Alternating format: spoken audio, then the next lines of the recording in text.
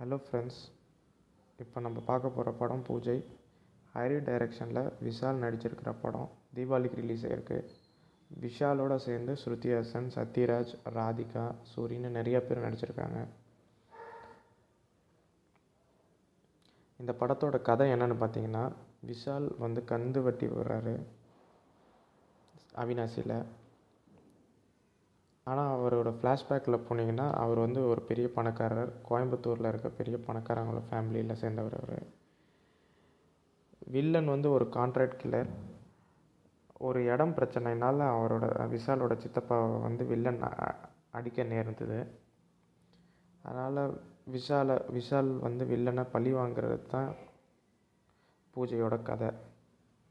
இதுக்கு நடுவில் ரொமான்ஸு, கொஞ்சம் காமெடியெல்லாம் இருக்குது. ப்ளஸ் என்னன்னு பார்த்தீங்கன்னா, ஃபஸ்ட் ஹாஃப் ரொம்ப ஃபாஸ்ட்டாக போகுது. கொஞ்சம் சூரி காமெடி பண்ணியிருக்காரு.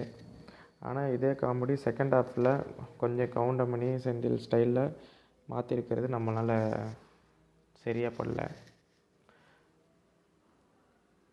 ஸ்ருதி ஹாசனும் ராதிகாவும் கொஞ்சம் சட்டிலாக ப்ளே பண்ணியிருக்காங்க.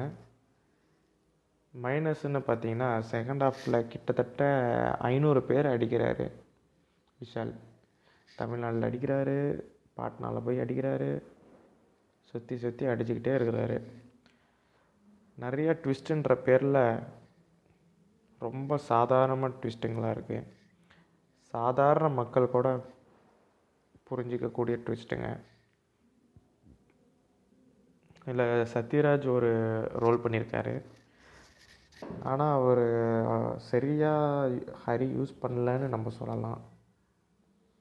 சத்யராஜ் ஒரு மொட்டை கெட்டப்பில் வராரு. ஆனால் ஒரு பெருசாக ஒன்றும் சொல்லிக்கிற மாதிரி செய்யலைன்னே சொல்லலாம். யுவன் சங்கர் ராஜா பெரிய செட்பேக் இந்த படத்துக்கு. ஒரு பாட்டு கூட கேட்கக்கூடிய அளவில் இல்லை. ஒரு வேளை படத்துக்கு இவ்வளோதான் தேவைப்பட்டதோ என்ன நினச்சாரோ என்னமோ, ரொம்ப சாதாரணமான மியூசிக் போட்டிருக்காரு.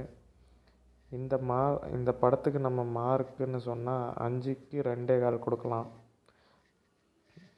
கத்தி கூட இந்த படம் ரிலீஸ் ஆகியிருந்தால் இந்த படம்